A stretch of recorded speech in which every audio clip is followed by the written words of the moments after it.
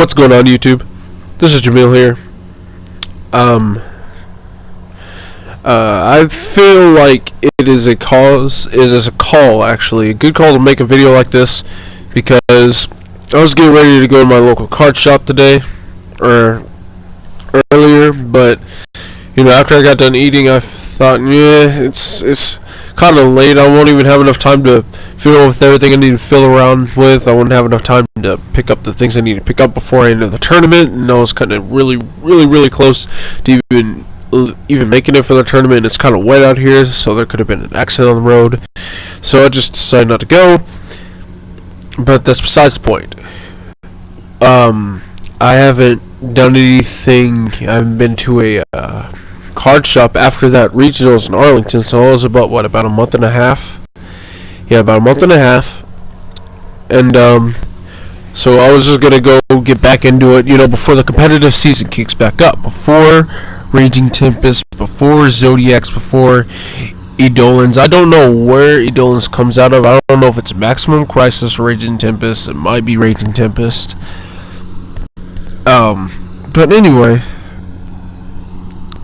I was going in I was looking to make a little bit of money, because double shifting my job is kind of come to a screeching halt because the holidays are over and there's still a few temp workers there, so they're not going to really work many double shifters. You still got temp workers there, so I needed the money for some bills, and I was putting Ghost Reapers, because I had got them. I had ordered them for that regional, and only one of them made it in time, and the other two didn't hit my house until literally the night of. After I got back and I got 57th in that regional, and I see them both in the mail, and I'm like, wow, well, that sucks. But I'm going over there trying to, with the intent to sell these cards, and I'm just randomly thinking, I'm just like, wow, what am I doing? I was like, this is the same pattern, the same cycle over and over and over again. And what I'm talking about is cards like these: Artifact Sanctums, Anti-Spells, Pleiades, M7, Hope Harbinger, Crystal Wing, Big Eye, Felgrand. What do all these cards have in common? They keep the cards like these. I don't know why I keep selling these cards, and then later on I have to pick them right back up, because there would be another deck that would utilize these cards. These cards would spike. They would get expensive again, and it's just a headache. And the video today is, this is the reason why I think I should call cards like these, call them sub-staples, because they're not always going to be staples, but in certain formats, they're staples. Especially cards like Anti-Spell, you literally see it just come in and out, in and out of the meta, and it'll just get expensive, and then it'll get cheap again, and then it'll get expensive again, and there's just, well, for one, the reason why things like these, the reason why they're so expensive is there's not enough quantity, and everybody's got to get their hands on these cards. There's not enough to go around. Supply demand. That's why I don't have cards like or like Storming Mirror Force, or like Drowning Mirror Force, Quaking, or those aren't necessarily staples, but cards like that, cards like Effect Veiler and all that, there's just so much quantity to where it really won't influence the price all that much. But cards like these, I regretted selling my Artifact Sanctums back last year. I sold them after when I bought these things, it was for pure artifacts, and they were good. I was playing them back when UA's Ultimate Athletes were at full power. When Reasoning was at 3, and Roto was at 3, and Teleknights are still doing their shit, and Necros, actually, yes, Necros was there. This was right before Shrek got the Banhammer, See, this is when I sold these because I didn't really have a use for them, and then I'm thinking about maybe picking them back up. This was like a few months ago. Sanctums were only $5 at the time. They were $5 and I kind of regretted not picking them up because now they're 25s to 30s. And this Sanctum just keeps fluctuating up and down because the artifact engine will never truly really leave the meta. There will always be a specific time to where it just calls for it.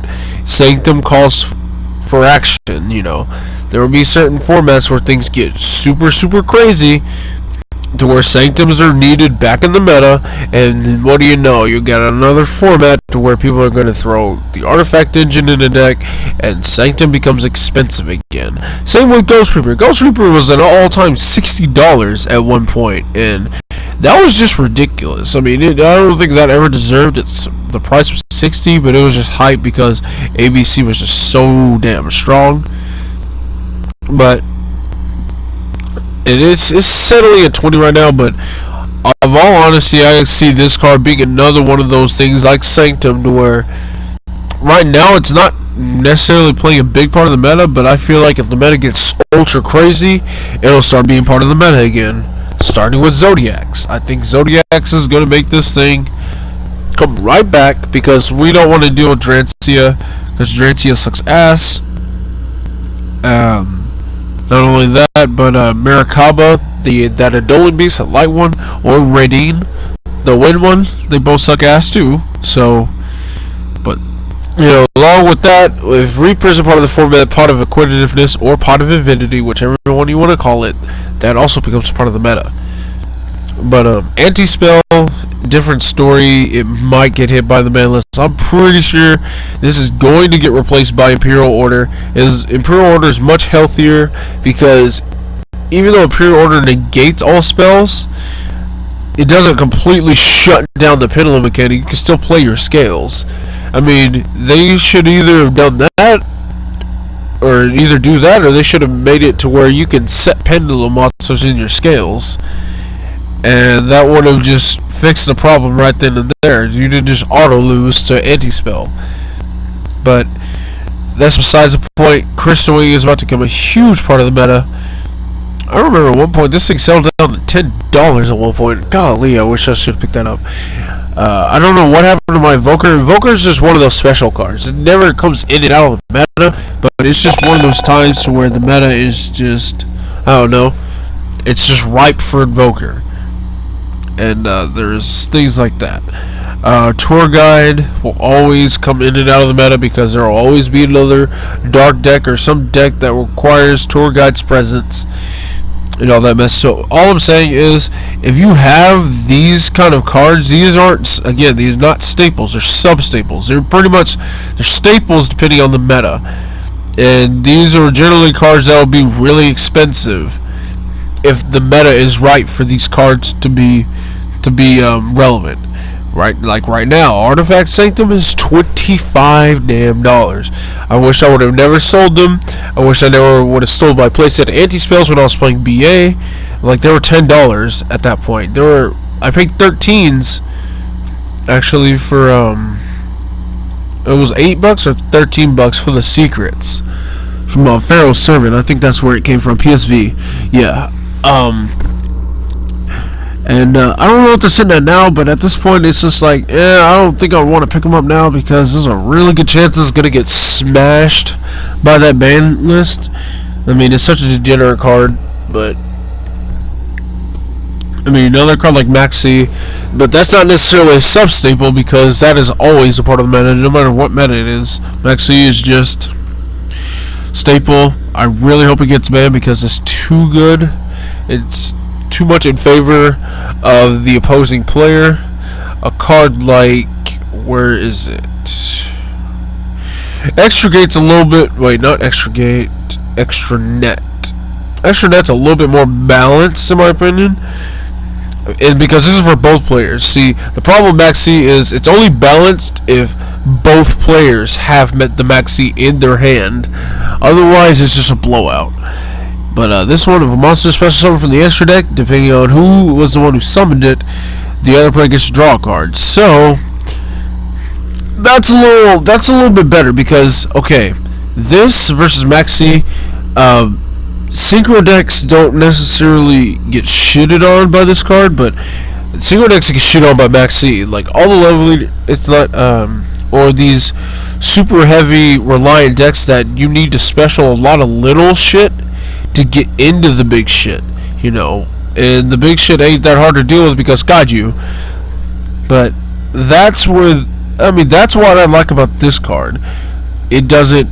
I mean, you could be playing Dark Synchro against Dark Synchro, and this card you can draw a maximum of 15 cards, which is what I've been harping about Max C. The fact that there's absolutely no cost, no freaking limits, no none of that. This has limits. It's limited to extra deck monsters only. But why am I doing that? Why am I talking about this? Anyway, bottom line, do not sell these cards. If you have them, keep them always and forever. No matter how much money, and no matter how bad you need money, no matter how juicy it looks, you know, how pricey these things go. Oh, I'm gonna sell these. You sell them, you're gonna need them later, and it's gonna be even harder to pick them up. If you already have them, if you already have these things, and any other thing that you've noticed that is a sub-staple, just hoard the shit out of it. Hold on to it for dear life. Never let it go, no matter how high it goes up in price. Just hold on to them, because these cards, once again, will come in and out of the meta, and they'll just keep fluctuating in price. They'll keep going down regardless. And if you don't have these cards, pick them up while they're at their all-time lows. Right now, Red Ice Flare, I think the gold maybe $7. I'm not sure. I'm really not all that sure about it, but if it's a card that you notice that's in and out of the meta, and there's not a lot of there's not a lot of demand right now, but there will be, and you know for a fact there's not enough supply of it, get them. Just get them, because Sanctum being at $25 is ridiculous. Which it deserves this price, because it also gets something if it ever gets blown up, and it leads to Scythe, which shuts down the extra deck. So, with that being said, guys, hope you learned something for this little quick episode. Let's start identifying some of these sub-staples a little later on down the road. Things that you'll see in and out of the meta. At times, maybe things like Tiger King. That's another one. Over time you see Tiger King coming in and out, because there's always another Beast Warrior deck. There'll always be 10 keys needing to be used, or Wolf Barks, things like that. Just more examples of things. If you have them, keep them. So that is it for today, and you guys have a good night.